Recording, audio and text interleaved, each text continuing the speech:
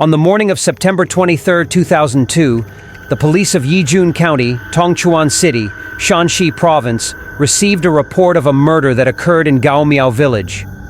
The victim, 59-year-old Ko Mei, was found dead in the living room by neighbors with 3 slash marks on her neck. At the scene, Ms. Mai fell down next to the sofa, not far from the door. The door and windows were intact. There were no signs of forced entry or signs of a struggle in the house. According to neighbors, Mrs. Mai is a widow, has an ordinary family background, lives a private life, rarely goes out, and has simple social relationships.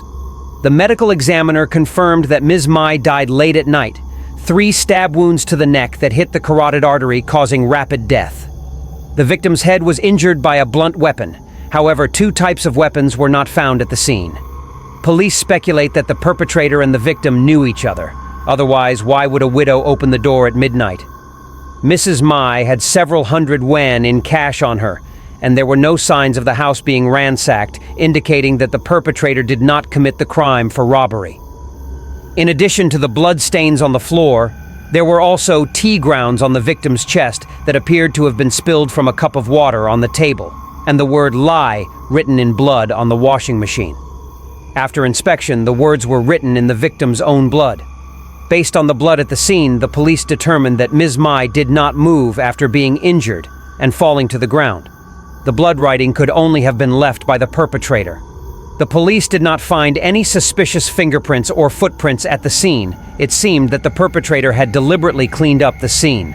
Through preliminary investigation, police can only identify the suspect as an adult man known to the victim. Villagers revealed that Ms. Mai had an intimate relationship with a man named Muk Kwong, 62 years old, who lived near her house. The two had planned to get married. Ms. Mai had previously had 2 other boyfriends, but they were both married and had no motive for the murder. To find new clues, the police reinvestigated the scene and found a piece of cotton wool covered in blood under the sofa not far from the body. Through comparison, this piece of cotton wool was torn from an old cotton blanket on Mrs. Mai's bed, and the large blood stain on it belonged to the victim. The police speculated that the killer used a cotton swab to wipe the blood or clean the crime scene, so they sent it for testing to find the DNA he left behind. The results showed that in addition to the victim's blood, they found the DNA of another man. The police immediately collected blood samples from all adult men within a 50-kilometer radius of Ms. Mai's house to compare their DNA, but none of them gave a match. While the investigation was at a standstill, the police received a call from Gaomiao village reporting that someone had been murdered. The caller was Mr. Kwong, Ms. Mai's boyfriend. However, when police arrived at the scene, they found Mr. Kwong's younger brother, Cao Gang, who was believed to have been killed, lying in bed, resting. Kwong is over 30 years old, has been deaf and mute since childhood, and is Mr. Kwong's half-brother. Both have not started their own families and have lived together since their parents passed away. That night, Kwong suddenly woke him up, gesturing that while he was out to use the restroom, a masked man attacked him and slashed his neck. Kwong quickly called the police in a panic, mistakenly reporting that his brother had been murdered. However, the sharp-eyed investigator discovered that Kwong was behaving strangely. In front of the police, he always looked tense, and there was a small, shallow cut on his neck. During the interrogation, the investigator learned that on the night Ms. Mai was murdered, Kwong vomited several times in the middle of the night, then woke up before dawn to wash and dry the clothes he had worn the day before. During the previous blood draw, Kwong said he had to go to the doctor, so he had not taken a sample. A few hours before the attack, Kwong was visited by a staff member at his home to take a sample for testing. However, the results showed that Kwong's DNA did not match the DNA on the cotton swab. The police reviewed the entire case and discovered that in addition to Kwong, there was another man whose sample had not been taken. Vuong Puch, Mrs. Mai's second son-in-law, who worked as a cargo driver. Mrs. Mai has a son and 2 daughters. On the day she was murdered, her son took his daughter-in-law, who was about to give birth, to the district hospital. Both daughters married men from other villages. The second son-in-law had a falling out with Mrs. Mai before they got married. She did not even attend the wedding. They only resumed their relationship after they had children. Fuck explained that he had to make a long delivery so he could not cooperate to get blood drawn.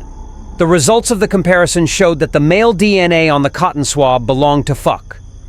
However, after investigating Fuck's whereabouts, the police discovered that on the night of the murder, he was hired by a villager to drive to Xi'an to deliver coal and did not return until 4 a.m., so he had no time to commit the crime. Surveillance cameras on the road confirmed Fuck's alibi. According to forensic analysis, all the men who had come into contact with the cotton could have left their DNA on it, but one contact does not mean he was the murderer. The murderer must have touched the cotton, but not all of the DNA on the cotton could be extracted based on the local technical level at that time. The investigation team decided to send the evidence to the Ministry of Public Security for more accurate testing. In February 2003, the Ministry of Public Security announced that on that cotton swab, in addition to the victim's and Fuch's DNA, there was also a small amount of Kwong's DNA. When questioned a second time with the assistance of a sign language expert, Kwong could not bear the psychological pressure and quickly confessed. According to his testimony when his mother was alive, she did not approve of the relationship between Mr. Kwong and Mrs. Mai, causing the two to often quarrel.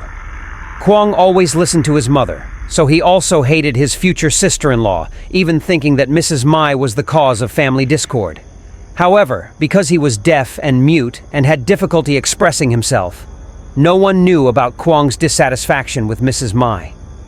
After his mother passed away in August 2002, the relationship between Mr. Kwong and Mrs. Mai became increasingly close. Kwong would occasionally be asked to help his sister-in-law with some farm work.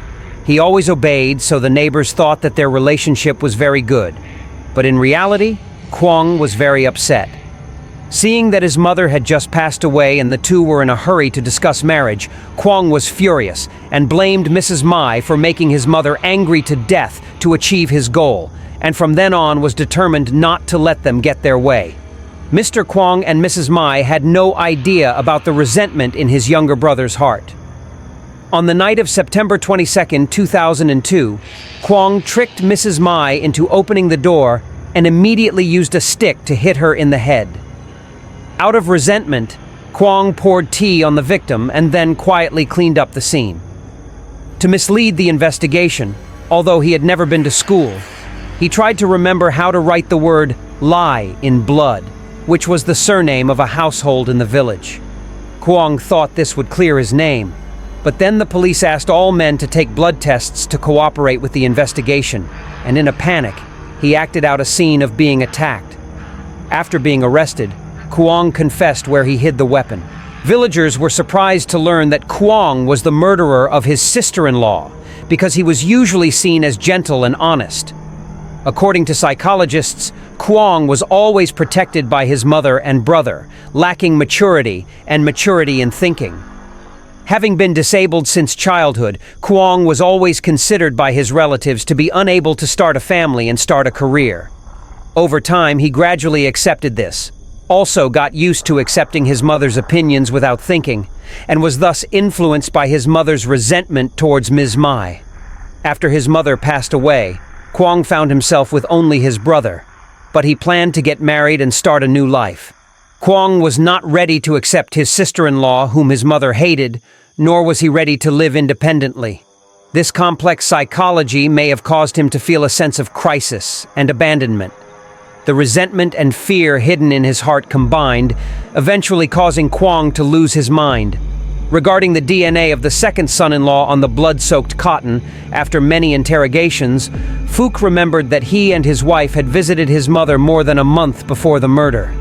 He was drunk and vomited on the old blanket that Mrs. Mai had spread out as a mattress on the bed, which was the blanket that the murderer had torn off and soaked in blood.